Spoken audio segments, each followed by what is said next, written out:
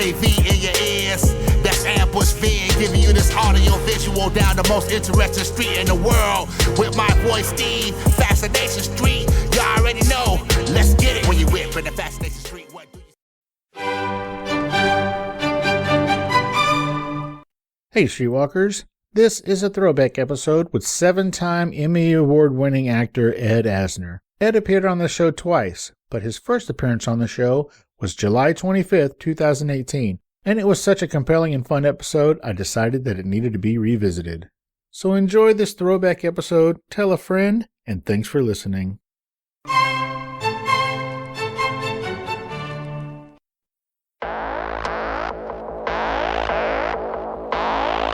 I believe that everybody has a story, and I'm fascinated to hear them.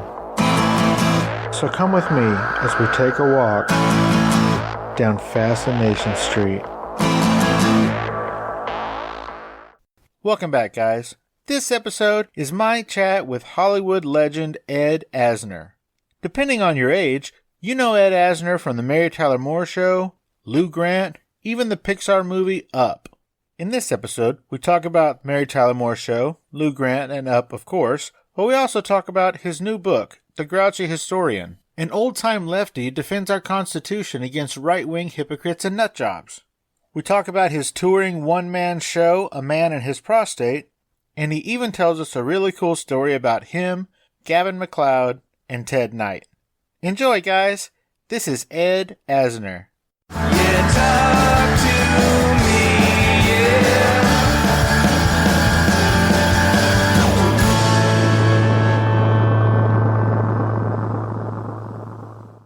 Hello? Hi, Mr. Asner. Yeah.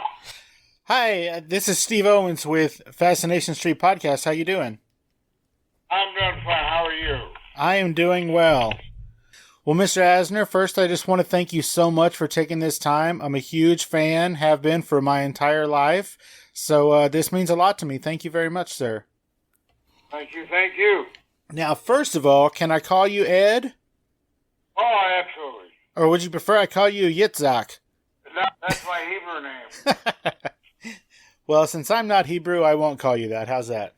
All right. Well, Mr. Asner, you have been... I thought it was Ed. Oh, see? I already messed up. See how I am? You are. You messed up. Well, Ed, everybody knows who you are, mostly. It depends on the generation, but either from Mary Tyler Moore Show or Lou Grant, even Roots. The younger generations know you as the grouchy old man from that Pixar movie Up. What do you get the most recognition from? Well, nothing can compare to what I've received from Mary Tyler Moore. Really? Well, that's a number of years, man. Yeah, it was. I wanted to talk to you about that. So, Mary Tyler Moore was a half-hour sitcom based on a television newsroom, and then your character spun off to your own show, which was it converted to a 1-hour comedy in a newspaper office. How does that work? Wasn't a comedy. I'm sorry, I meant a 1-hour drama. So how did that work out? It worked out fine. What made everybody decide to spin Lou Grant off into a 1-hour drama? Nothing like that had really existed before. The market seemed good for it. They didn't seem to think that they could continue creating comedy with network TV. So the two producers had been identified with newspapers before. They found it an intriguing hole to dive into. And as they dived, and all the people they brought along with them, nobody had ever done newspapers before or done a show about them. Well, I think it worked out really well. Why did it end? I was outspoken on El Salvador and Nicaragua at the time. I was deemed a loudmouth and branded by others as a commie. A commie? Yeah. All right. Do you think that that's the only time that you being outspoken off camera has impacted your career? To my knowledge, yes. Yeah. Gotcha. I'm probably going to jump around a little bit. You were in the service like before you started acting, right? Yeah. Which branch? Army Signal Corps. And did you go anywhere overseas? France. Ooh. Nice. Was there any good memories of that time? It was a wonderful experience. I will be grateful to Uncle Sam all my life for taking me across the ocean. Have you been back since? I've been back to France, yeah. Oh, cool. When did you decide that you wanted to get into acting? Oh, I've been toying with the idea in the back of my mind, not consciously so, but I think it was, you just didn't think in those terms in those days. You didn't think that's how you made a living in life. I didn't think I wasn't handsome, so I couldn't think of becoming a leading man. So I tried out for a play in college. I ended up doing the lead, and I came to realize that theater acting was more than being handsome and being a leading man. What more? What more? Yeah, you said it's more than just being handsome. What is it? An examiner of the human condition under many different circumstances. Nice. What do you get personally out of it each time? I think it became therapy for me. It became a means of transporting myself into somebody else, alleviating the load of not liking who I was. Was that an issue? I think so. Are you over it? I'm not entirely in love with myself, but I guess I'm over it. All right. So when did you decide that you wanted to run for the Screen Actors Guild president? When many of the friends I was surrounded by felt that I had to do it to save the union. That's what I was going to ask. So did you do it because you wanted to make specific changes? Yeah, we had just been involved in a big strike at that time. I had been allied with the liberal wing of the union at that prior to that time. I felt that we should not have settled the strike that quickly or that cheaply. So my friends felt that I should run and present to the membership of the union a more aggressive presidency. And were you able to make the changes that you wanted? Or at least send it in that direction? You never make the changes you want. There's always something that gets in the way. Or you find that by making change in one sense, you're increasing the burden in another sense. So it's time wasted. But it took you 2 terms to figure that out, though, right? Yeah, more than that. More than 2 terms? Yeah, I was on the board after that.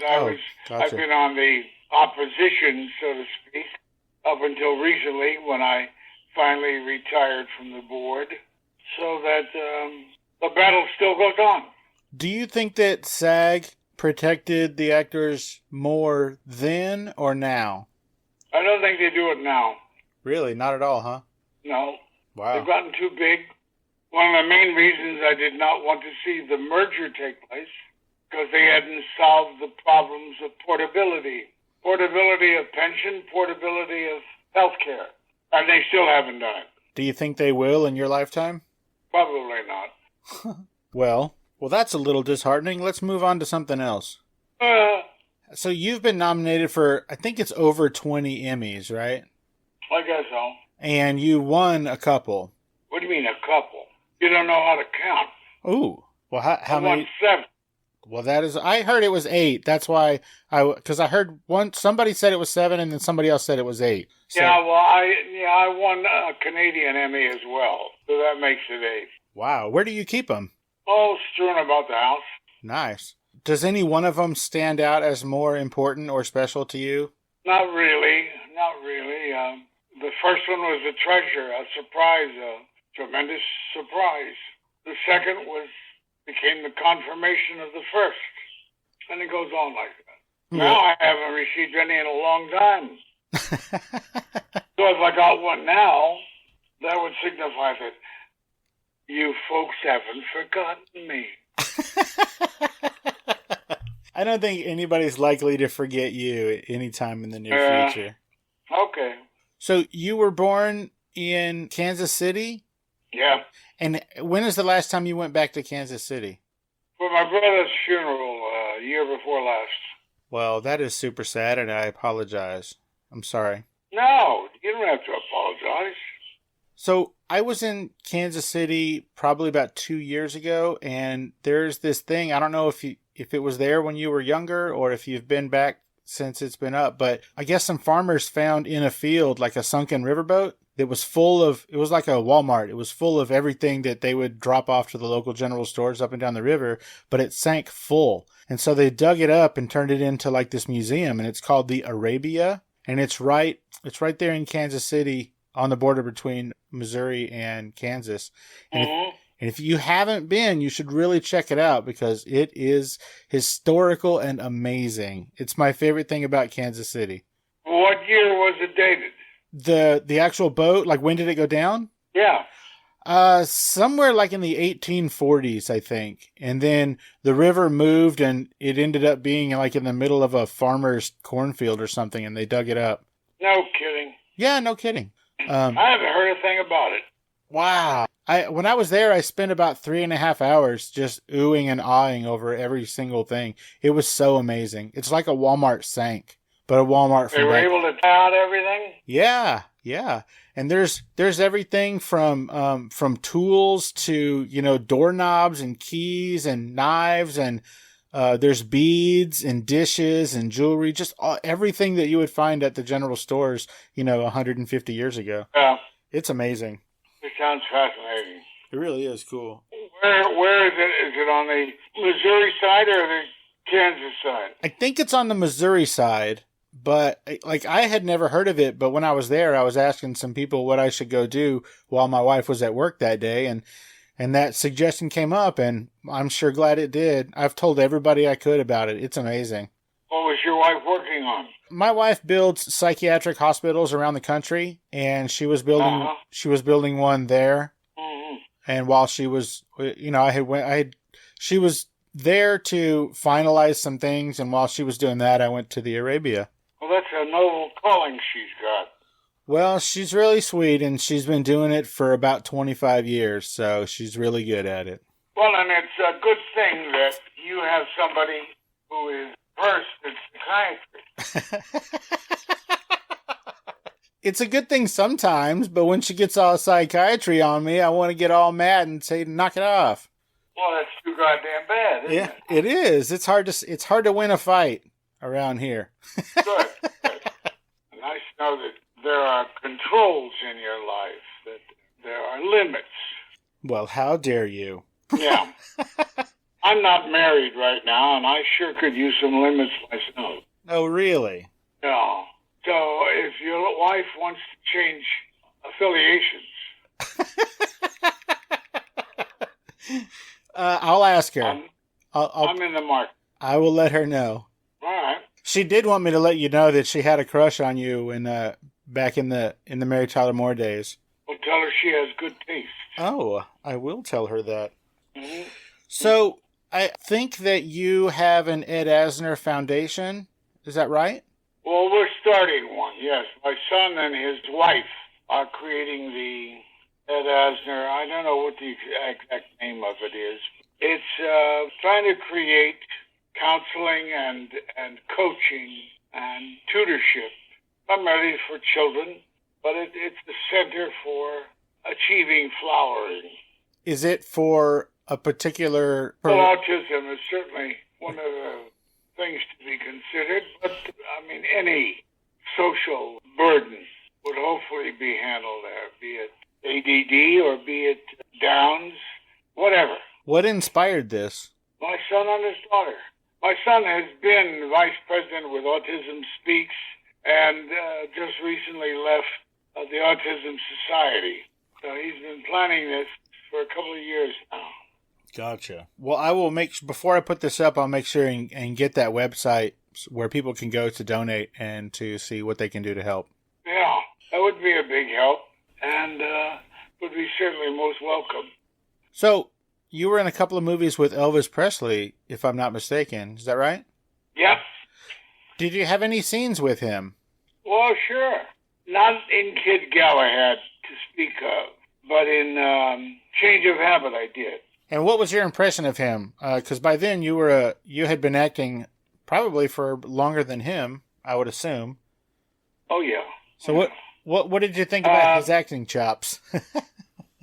Well, in Kid Galahad, right at the beginning of his success, he had a bunch of good old boys as an entourage, and he was in the midst of practicing karate. I think one hand was broken at the time, but he was a good old boy, and he was the belle of the ball, and a good guy. Really? Oh, yeah. And the same applied when he did Change of Habit. He was a good guy there, too. He never stopped being a good guy. He had less of an entourage at that point, but he was much more alluring. He was quite the chick magnet. Weren't you also? What makes you think so? I feel like there's some stories. George, what do you mean there was stories? No, I just feel Come like... on, let me hear the skinny. Hey, Streetwalkers, here's a word from our sponsors. Let's get back into it. I just feel like I've heard tale of you being a man about town. Well, I use Uber.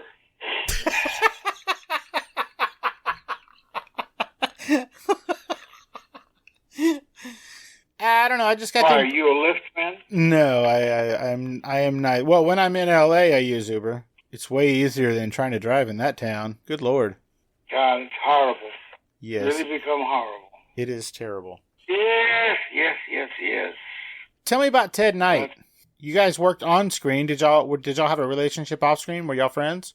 Oh, we used to go out every Friday night after the show with our wives and have dinner, drinks. We were the cat's meow. The cat's meow. Did you guys ever... I don't know. Did you guys learn anything from each other as far as acting ever? Well, I saw what it was like to be the funniest man I ever knew, and that was Ted. He was a comic genius, so it was easy to pick up hints watching him. The best story I can tell you about that is one time Gavin and I were walking along. Ted was in the midst of rehearsing a scene. So I said, guys, watch this and tell me what you think. So we watched it, and it was a very funny scene. He was very funny. He said, now we're going to do it again. I'm going to do it a different way, and I want you to tell me how they compare for you. So he did it a different way. It was still funny, almost as funny as the first. Then he came back and said, now I'm going to do it a third way, and you let me know. We watched the third way. It was funny, too, and different. Finally, he ended up settling on the first method with some modification. And Kevin and I looked and we thought, that son of a bitch. We struggled to get it right the first time, and hopefully it's the best that we get. And he cavalierly waltzes through and comes up with 3 different interpretations, all of which are enormously saleable. So that shows you his comic capacity. What a great story. Thank you for that. So you have been on TV, movies, Broadway, and you do voiceovers. Is there any one of those that you prefer now that you're a little bit older? Well, Broadway's not at the top. Broadway never did enough to satisfy me. Working and working and reworking and working and reworking. With TV, you can do a great job in refining the results. Film, I had the pleasure of doing Elf with Jon Favreau. That was a delight. As much as I hate to say it, I prefer film to stage. Stage is where you start, where you learn. So you got to do it. That makes sense. What about voice acting or voiceovers? I love it. Yeah? I've done a lot of it. I did radio in high school. Oh, cool. Yeah. I was busy being the deep-voiced continental lover most of the time. What are you laughing at? The way you laughing at me? No, sir. You better not laugh at me. I have a question about the movie Up. I was looking at the Wikipedia page for that movie, and it says that movie's budget was $175 million. That can't be true, can it? They didn't spend it on me.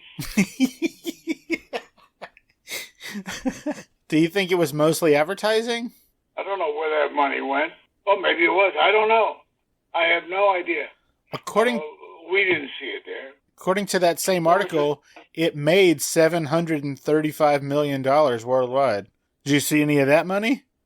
Whoa, not enough of it. So you are, well, I guess right now you're taking a break, but back when August comes, you're going to continue your one-man show, A Man And His Prostate. Is that right? Yeah. Tell me a little bit about that show. Well, besides your prostate, what's it about? Well, it was written by Ed Weinberger, who was a producer, writer on the Mary Tyler Moore Show, and has been very successful since.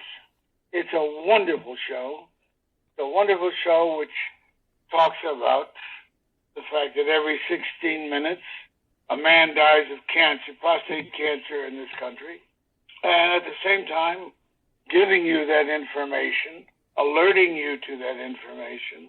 I performed Ed's attack of prostatitis on a cruise ship to Italy to gales of laughter. Well, it sounds awesome. Yeah, it is. It's a wonderful package.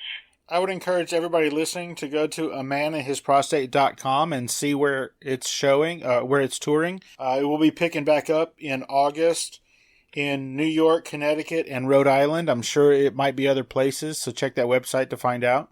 And if you don't like the show, Steve will refund your money. See, that's what I will do. Wait a minute. Hold on now.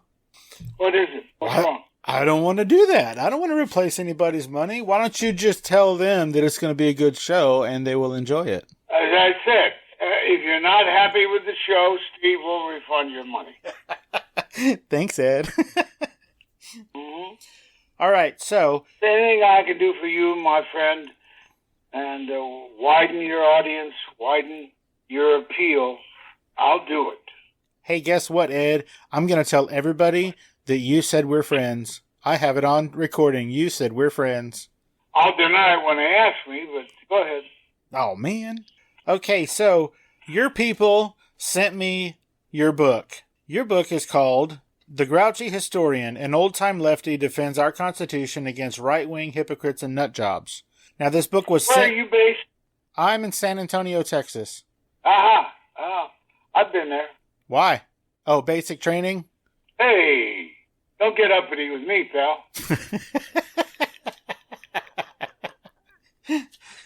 When were you here? I don't know. I was invited there, and I was quite pleased with what I found. Well, consider yourself invited back. Thank you. It would not be burdensome. Oh, that's good to hear. Good to hear. So your people sent me this book, but then I found out that you read the audiobook yourself. So I bought the audiobook and listened to that. Aha. You already listened to it? Yes, sir, I did. Every bit of it. And you like it? I was delighted. It was charming. Wow. It was funny. I found it educational. Yeah, it definitely is that. So, since I have this actual hard copy paper book, and I've already listened to the audiobook, I'm going to go ahead and give away this copy of the book to one of my listeners. You okay with that? Yeah, it has a signature. It does not. Well, you can tell them, send it to me, whoever you award the book to, and I'll sign it. I'll tell you what, I will mail you the book cover jacket. Yeah. And then you can sign that and then send it back to me, and then I'll give it away. How's that? Well, no. Wait until you find out who won it, and then I can address it to them personally. Oh, that's an even better idea. Uh-huh. I love it. You idiot. Okay, so let's talk about this book. Ed Weinberger helped you write this book also? Yeah. Yeah, what do you want me to say? I want you to tell me why you wrote it. Well, I've been hearing for years, as has he, how Republicans claim they own the goddamn Constitution, that only they can interpret it, that they are the heirs to the originalists. What a lot of crap. We just wanted the American people to start thinking for themselves and proclaiming the Constitution as their document, not belonging to Republicans generally. Gotcha. How much research went into making this book? Great deal. You see all the attributions. It appears like this was a lot of research went into making this book. It is. Oh, there was a lot of. It is very detailed, and it dives deep into stuff that I never heard of before. A lot of it I had never heard before. Yeah. Ed did almost all of the research. I have another friend, young lawyer, who aided him. They're pretty rock solid on their bases of interpretation. What inspired you to get John Amos to read that particular section of the book? Well, John had worked the Mary Tyler Moore Show. We were friends. He played for Kansas City. In those days, John used to bill himself as the most traded pro football player in the sport. He's a wonderful guy, and he's a good actor. He's a great actor. Yeah. When you picked up the phone and called him and asked him to be a part of this, was he excited? Was he skeptical? Yes, of course he was. I told him I'd beat the crap out of him if he didn't do it, so he said, yes, Ed. And he pitched in. Nice. Have you done any speaking tours with this book? I've done book signings, and Ed and I have appeared jointly talking about it in a few places. Not a lot. Well, I think you should come to San Antonio and do one. Just for me. I'm all for that. But with the Me Too gangs out there, you have to be very careful about how you expose yourself, not set yourself up to be depredated by the Me Too ladies. So, being in the business as long as you've been in the business... Don't you agree? I absolutely agree. Being in the business as long as you have been, did you see a lot of the behavior that inspired the Me Too movement? No, I didn't see it. And, of course, I have been accused at times myself of being too forward in my approach to women. I am aggressive, and thank God I have never forced myself on any woman that I know of. And I will hopefully step forward and cite chapter and verse to me, and I will either acknowledge my sins or combat it any way I can. I was never aware of another male's misusage, because it's a private, I'm sure even Harvey Weinstein did a lot of his depredation in private. Yeah, I think so. Tell me about touring. I think you played Franklin Delano Roosevelt for quite a while on Broadway, they toured the country. Did it for about 4 years. Now that's a long time. How was traveling? Like how are you with that kind of travel? Well, I'm traveling as much with Man And His Prostate. I don't blossom well with travel, but it's the only way we get the show out there. And why do you do it? I mean, I'm pretty sure that you probably don't need the money to pay your bills. So... Yes, I do. Mind your own goddamn business. Oh my gosh, that might be the name of this episode. Oh, Ed, you are a delight to talk to, my friend. Well, you're a good questioner. I appreciate that. Yeah. I sure want to meet your wife. Yes, you do. She's beautiful. She is gorgeous. I said, tell her I need some head work. Oh, my goodness. I probably won't tell her that part. Why not? Oh, I don't know. # me too. Oh, no, I'm not talking sexually. Oh, okay. You idiot. You think I would talk like that to you? Oh my gosh, you're so refreshing. I hope your wife finds me that way. Oh my goodness. What's on the horizon? What do you got planned? Besides pimping this book and finishing this A Man And His Prostate tour, what else do you got going on? Well, you speak of horizon, and as I look out over the Pacific, and as I reach the edge of the horizon, I see ships coming, and I see the top of their masts. And then as they get closer, I see more and more of their masts. So it seems like they're sailing on a circle. So I have a theory that the world is round. Are you messing with me? Why would I mess with you, sailor? You don't really think the world's round. I certainly have beginning to think so. Well, that is a fantastic idea. I'll have to think about that and get back to you. Try that sea thing I told you about. It might be Go that. down there in the Gulf and look at the horizon and watch boats coming towards you. And you'll see it starts with the mast, and then as they get more and more, see more mast, and finally the boat. So I think you'll find I'm right. Well, I think you might just be. Well, it's nice to hear somebody corroborate me. One of my favorite TV shows that didn't last very long was Studio 60 on the Sunset Strip. Do you have any stories, or do you remember that show fondly? Well, I liked what he wrote for me. He's a great writer. But I felt he was wasting too much time on the love stories of the young people when he could have been involving everybody dramatically with me. I'm sure the show would have lasted had he done more of that. Yeah, I think if he focused more on you, I think the show'd still be on. Yeah, of course it would. Well, Ed, I had a lovely time saying his words. Well, it was my favorite TV show when it was on, and it broke my heart when it got canceled. Oh, I'm sorry to hear that. Well, thank you. I appreciate that. Well, send your heart to me with the book cover. Oh. And I'll try to repair it. And also send my wife. Yeah, that too. Yeah, that too. I'll pay the postage on that one. Well, I appreciate that. Is there anything that you wanted to talk about that I didn't bring up? Well, you haven't mentioned your mistress. Oh, I never mention her. That's how she stays a mistress. Well, can you send pictures? Not of my mistress, of my wife, maybe. Wait, what? Either one. I'll be glad to slobber and slave her over either of them. How very flattering. Mm-hmm. Mm-hmm. Mm-hmm. I know the way to a woman's heart. I bet you do. Yep. I bet you Been do. there, done that. A few times, I'm sure. Yeah. Unfortunately, my ex-wife is not speaking to me right now, but when she comes to her senses, she'll start speaking to me again. And none of my ex-wives speak to me, and I'm okay with it. Oh, really? Yes, How sir. many of you been married? I'm on my third marriage right now. Oh, my goodness. Well, then I certainly empathize.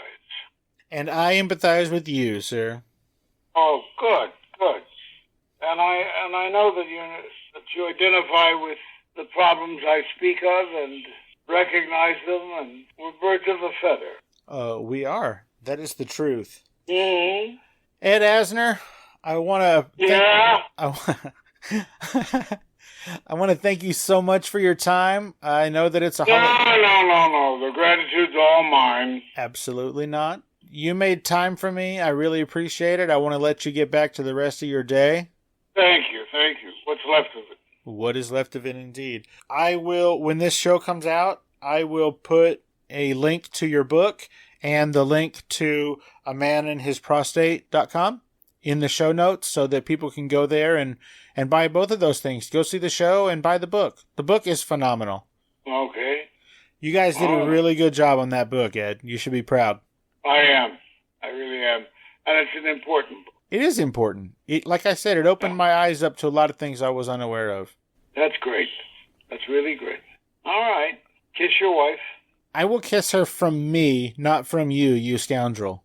Why? What did I do to you? You're going to have to let me know when you're headed this way. Oh, I'll have my AK-47 with me, so you'll know. What the heck? No, man, I just want to give you a ride, that's all. Oh, okay. All right. Then I'll kill you. There you go. I appreciate that. Thank you so much, Ed. All right. You have a great rest of your day, okay? Thanks, Steve. Thank you, sir. You were a delight. Really good talking to you. You too. Bye-bye. Take care.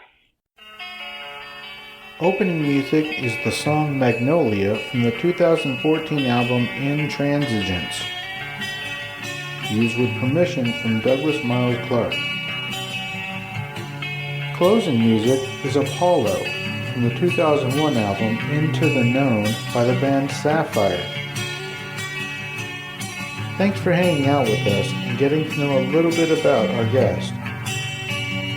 We'll see you next time on Fascination Street.